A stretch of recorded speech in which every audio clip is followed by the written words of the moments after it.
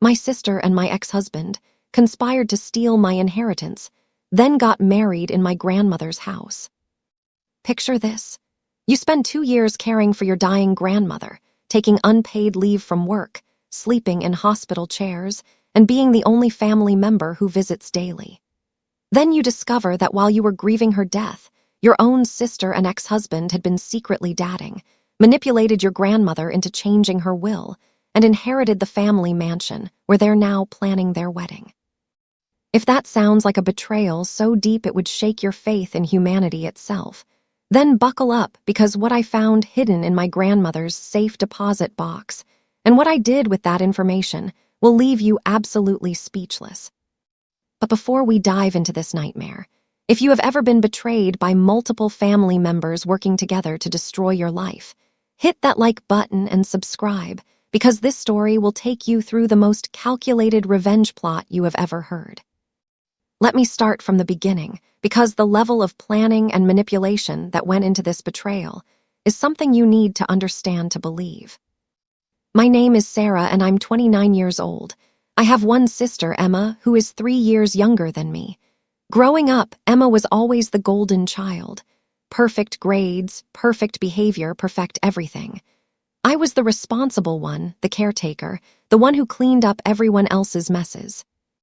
Our parents died in a car accident when I was 21 and Emma was 18. The only family we had left was our grandmother, Margaret, who was 75 at the time and lived alone in the family mansion that had been in our family for 4 generations. After our parents died, I became Emma's legal guardian until she turned 18 6 months later. Then I helped her apply for college, get financial aid, and basically raised her through her senior year of high school while dealing with my own grief and finishing my last year of college. Emma went to college on a full scholarship, and I was so proud of her. I worked as a marketing coordinator and visited Grandma Margaret every weekend, making sure she had groceries, helping with household maintenance, and just keeping her company. Emma, on the other hand, barely called Grandma and visited maybe twice a year during college breaks. She was always too busy with sororities, internships, and her social life. I met my ex-husband David when I was 25. He was a lawyer, charming, ambitious, and seemed to genuinely care about family. When I introduced him to Grandma Margaret, she liked him immediately. He would visit with me on weekends, help with small repairs around her house, and even started handling some of her legal paperwork for free. David and I got married 2 years later in a small ceremony in Grandma's garden. Emma was my maid of honor, and Grandma was so happy to see the family mansion used for a wedding again. But the marriage started falling apart almost immediately. David became controlling, critical, and emotionally distant. He was obsessed with money and status, and I realized he had married me partly because he thought Grandma's mansion and money would eventually come to our family. When I filed for divorce after 18 months of marriage, David was furious. He hired an aggressive attorney and tried to claim he deserved part of any future inheritance I might receive because he had done legal work for Grandma during our marriage. The divorce was finalized 8 months ago, and it was messy and expensive. David got nothing related to Grandma's estate, but he did keep most of our shared assets because he had hidden money and outlawyered me. 6 months ago, Grandma Margaret was diagnosed with lung cancer. Stage 4, aggressive, maybe 3 to 6 months to live. I immediately took family leave from my job and moved into Grandma's house to take care of her full time. For the next 4 months, I was Grandma's primary caregiver. I managed her medications, took her to doctor appointments, helped her with daily activities, and spent countless hours just sitting with her and listening to her stories about our family history. Emma visited exactly 3 times during those 4 months. Each visit lasted less than 2 hours. She always had some excuse about work or boyfriend drama or needing to get back to the city. I didn't mind being the primary caregiver. I loved Grandma Margaret, and I wanted to make sure her final months were comfortable and filled with love. But I was exhausted, emotionally drained, and spending all of my savings on medical expenses that insurance didn't cover. 2 months before Grandma died, she told me she was updating her will. She said she wanted to make sure I was taken care of since I had sacrificed so much to care for her, and since Emma had basically abandoned the family. Grandma's house was worth about $2 million, and she had another $800,000 in investments and savings. She told me she was leaving the house to me, along with most of her money, and giving Emma a smaller cash inheritance. I told Grandma she didn't need to do that Emma was still family and deserved her fair share. But Grandma was adamant. "Actions matter more than blood," she said. "You've shown me what family really means." Grandma died peacefully in her sleep 6 weeks ago. I was holding her hand when it happened. Emma didn't make it to the hospital in time, even though I had called her hours earlier when the doctors said it was close. At the funeral, I was devastated but also relieved that Grandma's suffering was over. Emma seemed genuinely sad, and for the first time in months, we supported each other through the grief. The will reading was scheduled for 1 week after the funeral. Grandma's lawyer, Mr. Peterson, had been her attorney for 20 years and handled all of her legal affairs. I expected the reading to be straightforward. Grandma had been very clear about her intentions, and Mr. Peterson had indicated that there wouldn't be any surprises. I was wrong. Do you know what it feels like to discover that everything you thought you knew about your family was a lie, and that the people you trusted most had been plotting against you for months? Comment below and let me know, because what I learned at that will reading changed my entire understanding of betrayal. When I arrived at Mr. Peterson's office for the will reading, Emma was already there. She seemed nervous, which I attributed to normal anxiety about family finances and legal procedures. Mr. Peterson welcomed us both and began reading the will. But instead of the document Grandma had described to me, this will left everything to Emma. The house, the investments, the savings, the family jewelry, everything. I received a small cash bequest of $25,000. That was it. I was so shocked I could barely speak. "There must be a mistake," I said. "Grandma told me specifically that she was leaving me the house." Mr. Peterson looked uncomfortable. "This will was updated just 6 weeks ago," he said. "Your grandmother came in with her new attorney and made these changes." "New attorney?" I asked. "What happened to you handling her affairs?" "Your grandmother said that her granddaughter's husband had recommended someone who specialized in estate planning, and that she wanted a fresh perspective." My blood ran cold.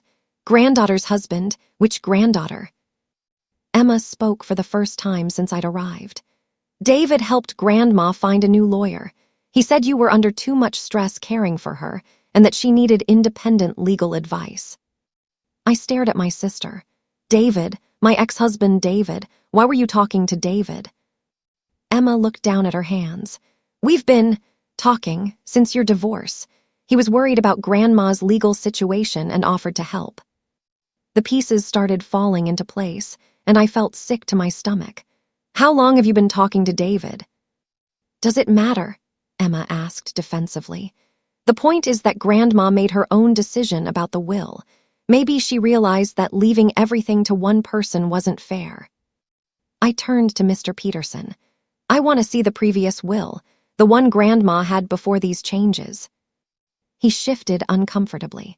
"I'm sorry, but attorney-client privilege prevents me from discussing previous versions of the will." "She was my grandmother too," I said, my voice rising. "I was her caregiver for months. This doesn't make sense." Emma stood up. "Sarah, I know you're upset, but Grandma made her choice. We need to respect that." I looked at my sister, really looked at her, and saw something in her expression that I'd never noticed before. Calculation. Cold, careful calculation. "When did you start talking to David?" I asked again. Emma hesitated. "A few months ago. He reached out because he was concerned about Grandma's finances and wanted to make sure she had proper legal representation." "A few months ago, while I was caring for Grandma full-time and you were barely visiting." "Sarah, you're making this sound like some kind of conspiracy. David was just being helpful." But I knew my ex-husband. David never did anything that wasn't in his own best interest. And the timing of this new will coming just weeks before Grandma's death, was too convenient to be coincidence. I left the lawyer's office that day feeling like my entire world had been turned upside down. Not only had I lost my grandmother, but I had apparently lost my inheritance and discovered that my sister and ex-husband had been working together behind my back. But the worst was yet to come. 3 days after the will reading, Emma called me. "I have something to tell you," she said. "I wanted you to hear it from me first." "What now?" I asked, bracing myself for another betrayal. "David and I are engaged. We're getting married next month." I was silent for so long that Emma asked if I was still there. "You're marrying my ex-husband," I said finally. "Your divorce was finalized almost a year ago, Sarah. You can't expect him to be single forever." "How long have you been dating?" Emma paused. "Officially, about 3 months, but we've been talking longer than that."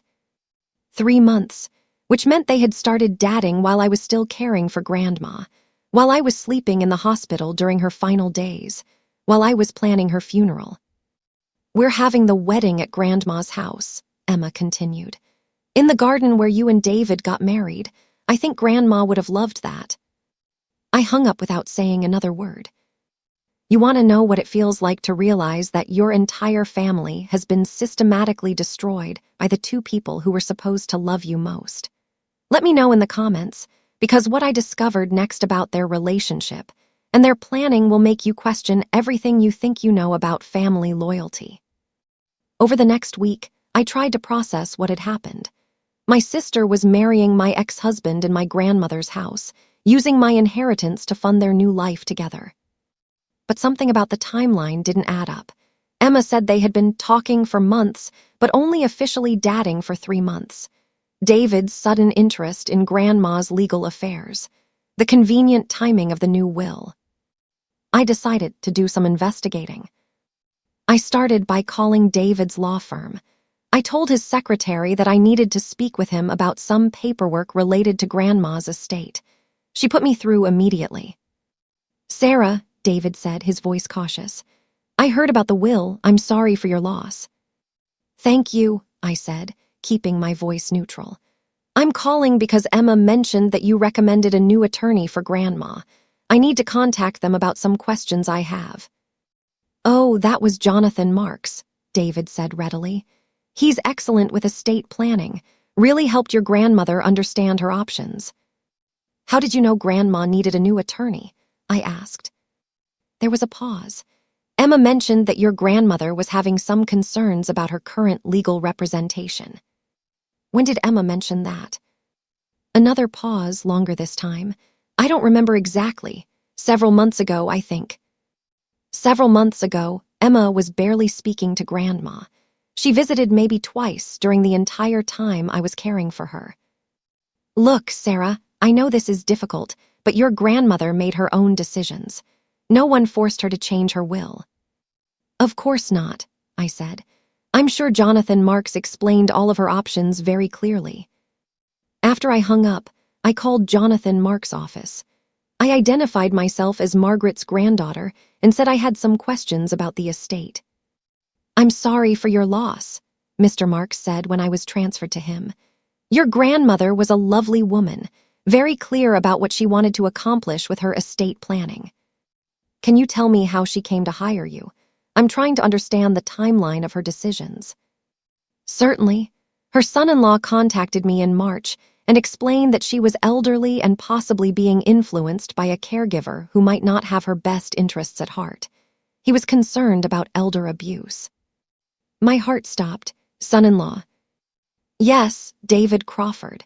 He said he was married to one of Margaret's granddaughters and was concerned about some irregularities in her finances." I was quiet for a moment, processing this information. "Mr. Marks, David is my ex-husband. Our divorce was finalized 8 months ago. He's not anyone's son-in-law." There was a long silence on the other end of the line. "I see," Mr. Marks said finally. "That's concerning." "What exactly did David tell you about the caregiver?" "He said that one of the granddaughters had moved in with Margaret and was isolating her from the rest of the family.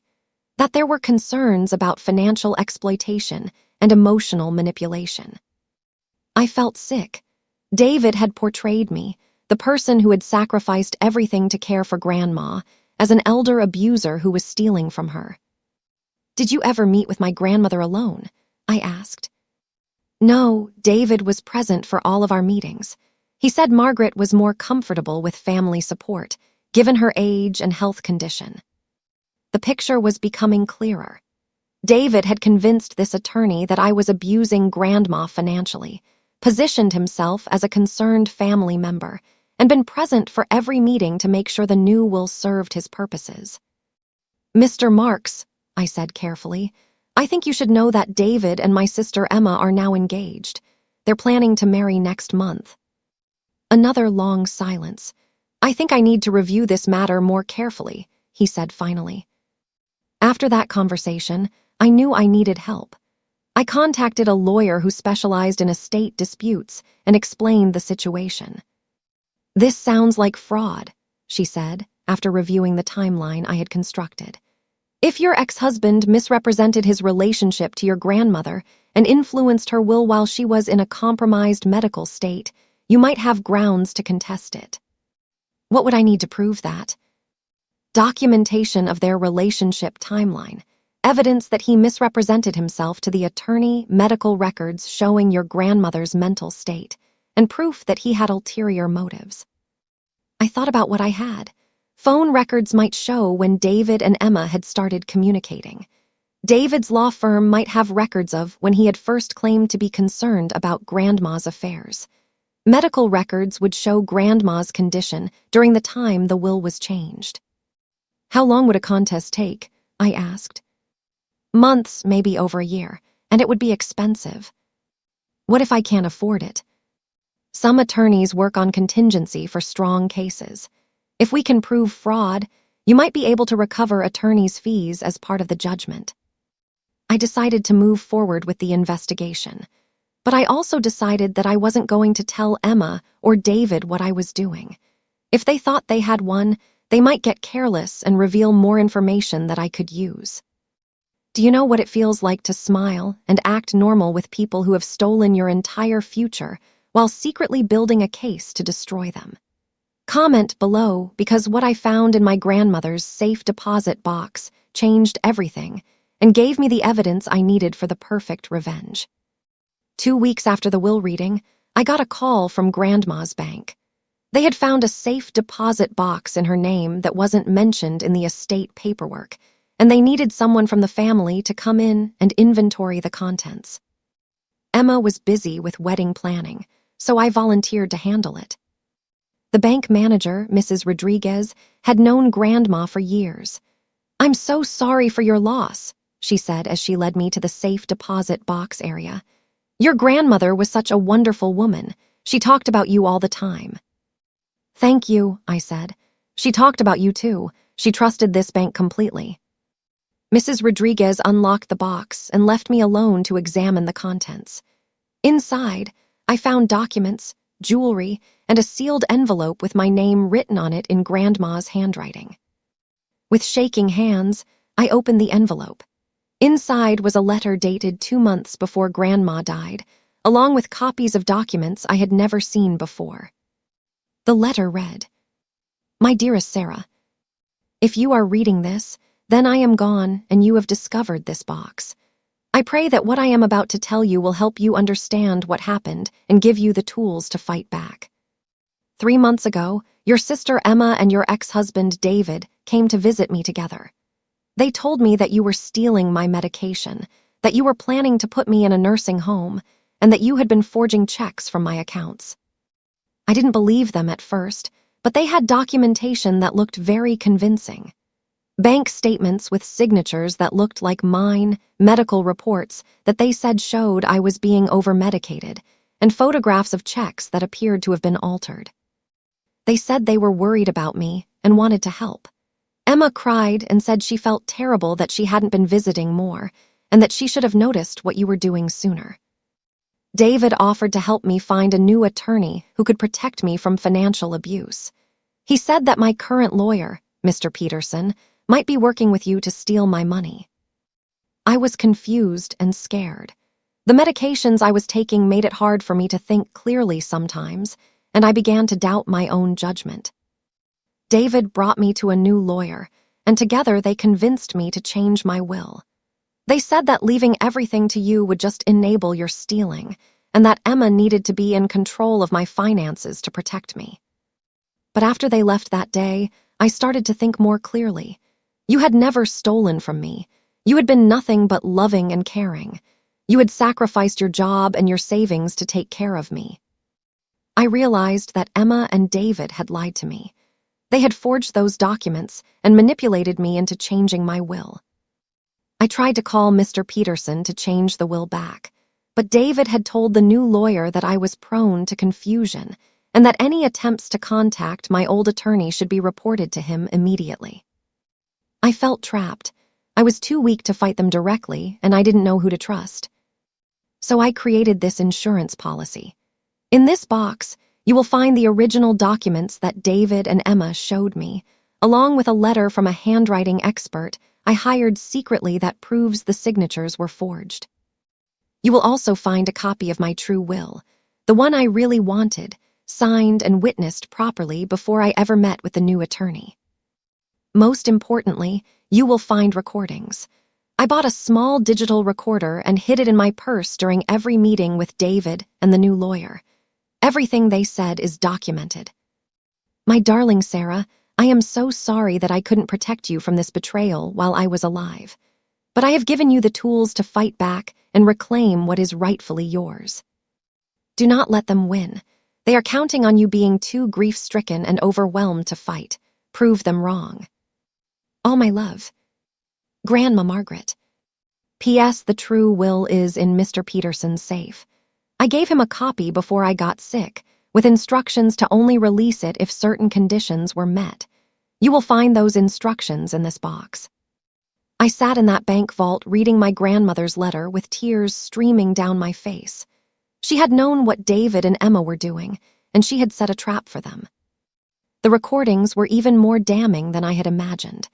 I listened to David coaching Grandma on what to say to the new lawyer. I heard Emma practicing fake tears and rehearsed speeches about how worried she was about her grandmother's safety.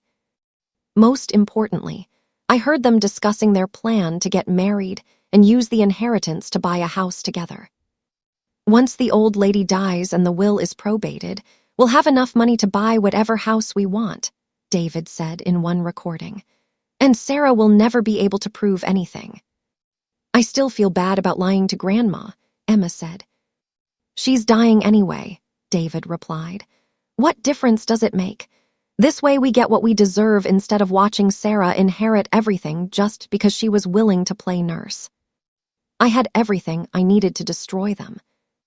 You want to know what it feels like to hold recordings of your sister and ex-husband planning to steal your inheritance while your grandmother was dying? Let me know in the comments, because what I did with those recordings taught them that stealing from a dying woman has consequences they never saw coming. I took copies of everything from the safe deposit box and immediately contacted the estate attorney I had spoken with before. When she heard the recordings and saw the documentation, her entire demeanor changed. This is slam dunk fraud, she said. We're not just talking about contesting the will anymore. This is criminal fraud, elder abuse, and forgery. Your sister and ex-husband could go to prison. What do we do first? I asked.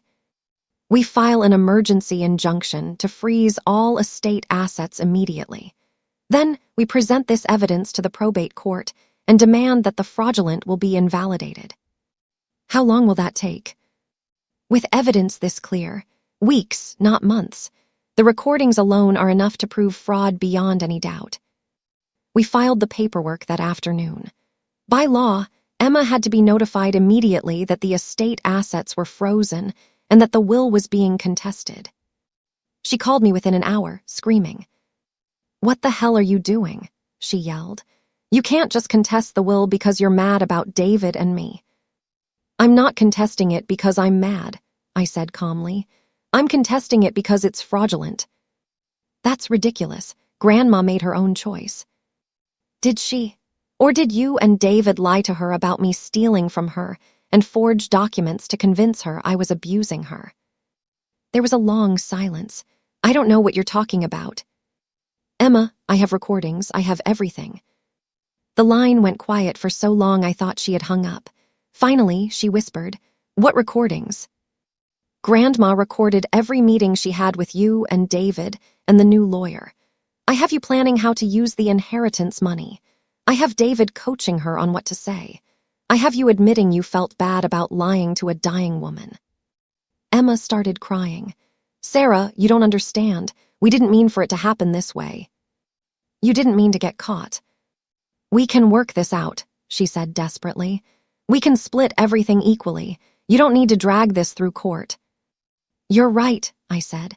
I don't need to drag this through court. The evidence is so clear that your fraudulent will is going to be thrown out immediately. But I am going to drag it through court, because what you did to Grandma was cruel and criminal, and there need to be consequences. That evening, David called. Sarah, I think there's been a misunderstanding, he said in his smooth lawyer voice. Let's discuss this rationally. There's no misunderstanding, David. I know exactly what you did. What do you think I did? I think you and Emma planned this months in advance. I think you told a lawyer that you were Grandma's son-in-law when you knew you were divorced from me. I think you convinced him that I was abusing her financially. I think you helped Emma fake documents to make Grandma believe I was stealing from her. And I think you recorded yourselves planning how to spend her money. That's a very serious accusation. It's not an accusation. It's a fact. I have proof of everything.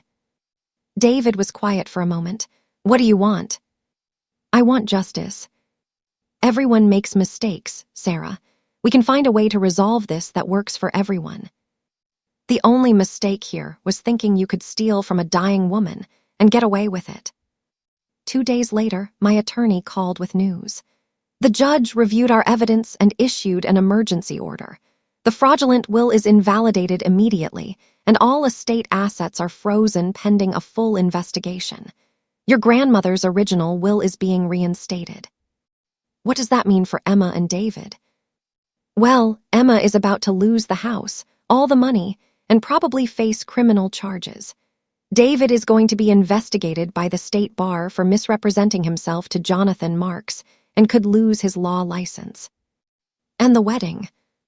I imagine that's off, since it was supposed to be held at a house Emma no longer has any right to access.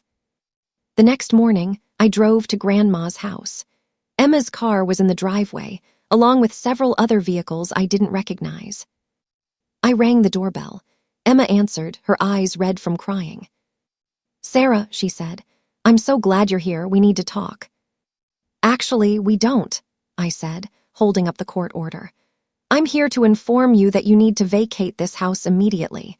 The will you've been relying on has been invalidated, and you're now trespassing on my property. Behind Emma, I could see David packing in the living room, on the phone with someone, probably his lawyer. Sarah, please, Emma said. I know we made mistakes, but we're still family. Family doesn't lie to dying grandmothers and steal their inheritance. We were going to share it with you. You were going to give me $25,000 out of almost $3 million. That's less than 1%. Emma started crying again. I was scared you would get everything and I would get nothing. Grandma always loved you more. Grandma loved us both, but she also believed in treating people according to their actions. You chose not to visit her, not to help care for her, and not to be part of her life. Then you chose to lie to her and steal from her. Those were your choices. I handed her the court order. You have 24 hours to remove all of your belongings and vacate the property. If you're not gone by tomorrow evening, the sheriff will arrest you for trespassing. David appeared behind Emma. Sarah, let's be reasonable about this. I tried being reasonable, I said. When I was caring for Grandma alone while you two were planning to rob her.